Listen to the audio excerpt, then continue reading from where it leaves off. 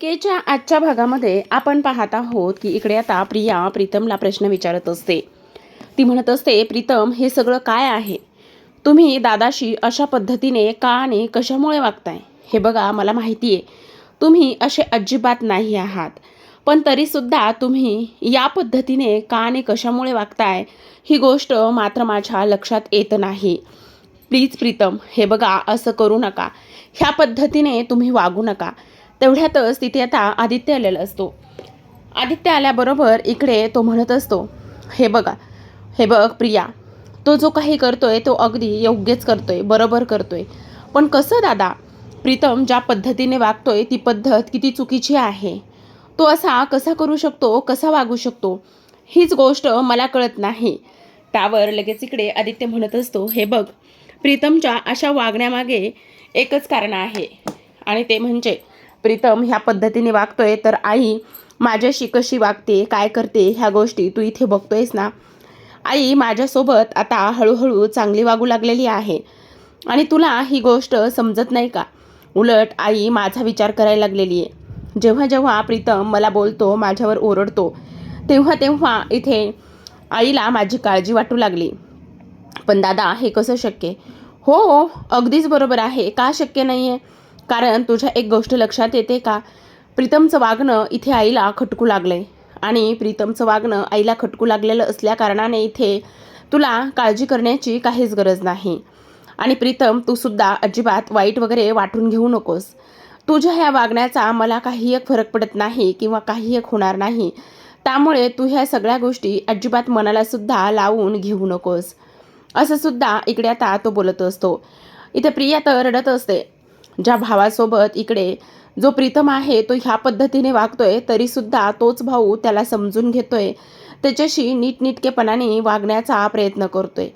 ही गोष्ट मात्र इथे किती कौतुकास्पद आहे, असा सुद्धा इकडे आता तो विचार करू लागतो.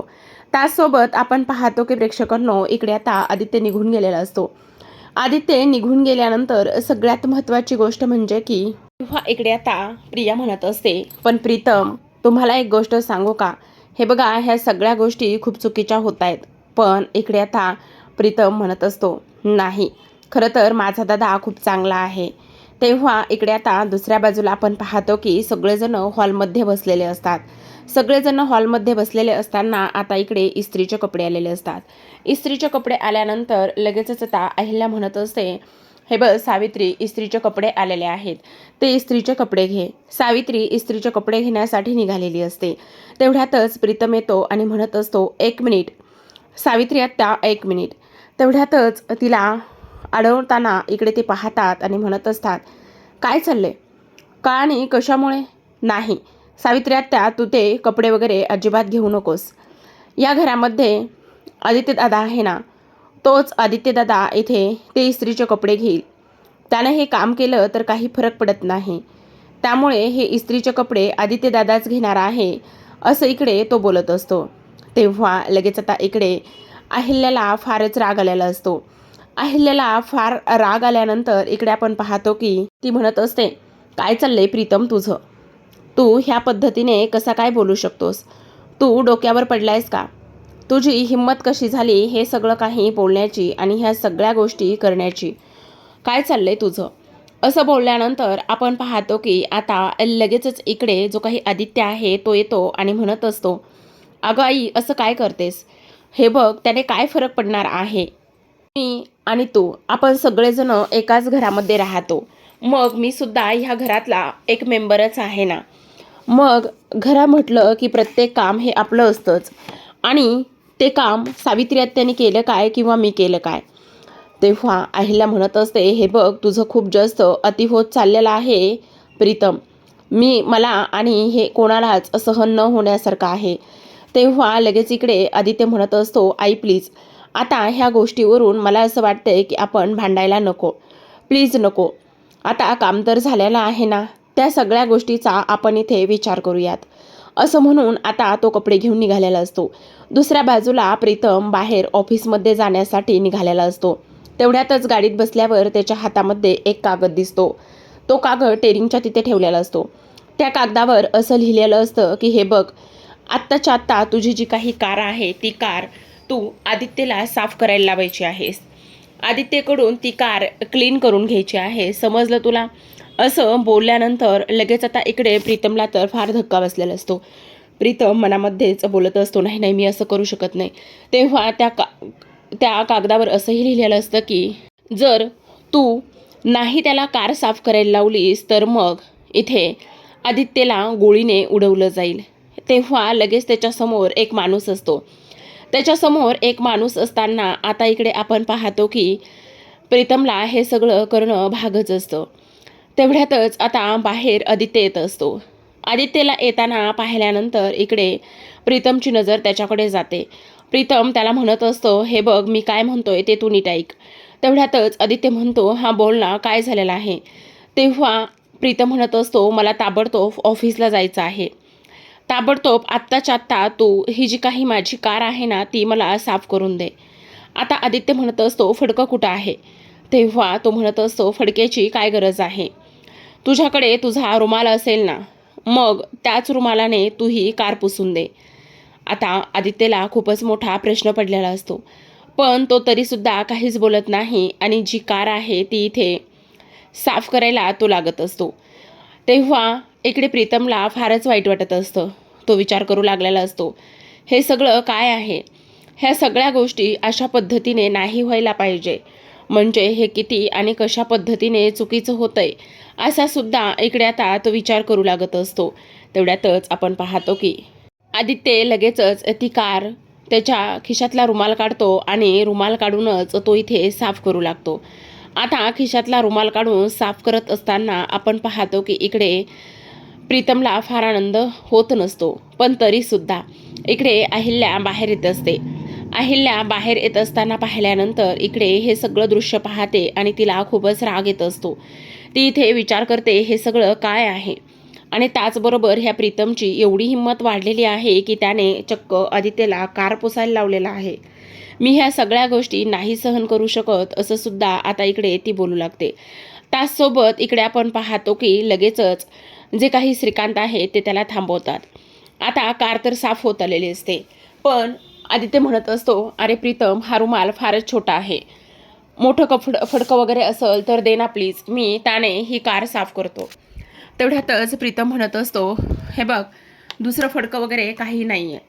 त्यापेक्षा तुझ्या अंगामध्ये एवढा मोठा शर्ट आहे ना, तो शर्ट काढ आणि त्या शर्टने तू हे पुसून काढ. हे सगळं काही ऐकल्यानंतर आता इकडे अहिल्याच्या तर पायाखालची जमीनच सरकते की हा तोच प्रीतम आहे का? हा तोच प्रीतम आहे का जो दादाची कधी काळी बाजू घेऊन माझ्याशी भांडायचा आणि आज हाच प्रीतम इथे त्याच्याच दादाला इथे माझ्या मोठ्या मुलाला मोलकर आणि त्याचबरोबर नौकर बनवलेला आहे. याची एवढी हिंमत कशी काय झाली असा इकडे अहिल्या विचार करू लागते. तेवढ्यातच आता आपण पाहतो की तिला राग आलेला असतो. तिचं रक्त खवळतं आणि ती इकडे प्रीतमला जाब विचारायला निघालेली असते. पण तेवढ्यातच आता श्रीकांत तिला तिथेच थांबवतात आणि म्हणत असतात, नाही हे बघ काहीही आत्ता बोलायचं नाही, समजलं तुला? आत्ता ही बोलण्याची वेळ नाही आहे, आपण एकांतामध्ये त्याला बोलूयात. तेव्हा आता इकडे जो आदित्य आहे तो त्याच्या शर्टनीच इकडे कार पुसायला लागलेला असतो. तर इथे आता अहिल्या खोलीमध्ये येते आणि म्हणत असते, हे सगळं काय आहे? आणि त्याचबरोबर हा प्रीतम असा कसा वागू शकतो? मला त्याच गोष्टी काही केल्या समजत नाही आहेत. नेमकं ह्या प्रीतमचं चाललंय काय? हे सगळं काय आहे? आणि तेव्हा इकडे ती म्हणत असते, हा प्रीतम इथे त्याच्याच दादाशी असा कसा वागू शकतो? तुझ्या गोष्टी लक्षात येत आहेत का श्रीकांत? तेव्हा श्रीकांत म्हणत असतात, हे बघ अहिल्या, आता मला तर हे सगळं दिसतंय, राग पण तेवढाच येतोय, पण प्रीतमच्या वागण्यामागचं कारण आपल्याला समजायला पाहिजे की तो इथे आदित्यबरोबर असं का वागतोय. नेमकं कारण काय आहे ह्या सगळ्या गोष्टीला? ह्या सगळ्या गोष्टी आपल्याला इथे समजायला पाहिजे असा सुद्धा आता इकडे तो विचार करू लागतो. आणि त्याचसोबत ह्या सगळ्या गोष्टीचा विचार केल्यानंतर आता त्या सगळ्या गोष्टी झालेल्या त्यांना आठवू लागतात. ती लोक विचार करू लागतात की हे सगळं अशा पद्धतीने व्हायला नको होतं. आणि त्याहूनही सगळ्यात महत्त्वाची गोष्ट म्हणजे की आता काही जरी झालं तरीसुद्धा इथे जो काही प्रीतम आहे तो असा कसा वागू शकतो? श्रीकांतला ते सगळं आठवतं. कशा पद्धतीने इथे कार पुसायला लावले, त्याचसोबत कशा पद्धतीने इथे जे काही इस्त्रीचे कपडे होते ते कपडेसुद्धा घ्यायला लावले.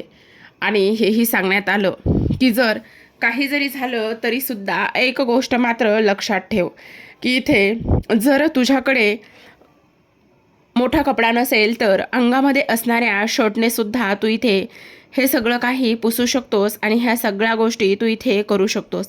समजलं तुला? तेव्हा आपण पाहतो की इकडे आता लगेचच त्या सगळ्या गोष्टी आठवत असतात ज्या पद्धतीने आदित्यने कधी काळी प्रीतमला पाठीशी घातलेलं असतं आणि कधी काळी त्याची बाजूसुद्धा घेतलेली असते. पण आज मात्र हे सगळं ह्या पद्धतीने का आणि कशामुळे होतंय ह्याच गोष्टी आता इथे समजत नसतात.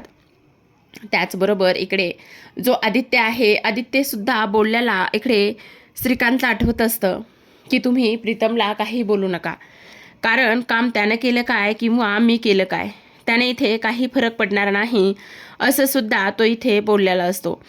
ह्या सगळ्या गोष्टी बोलल्यानंतर आता तिथे प्रिया आलेली असते.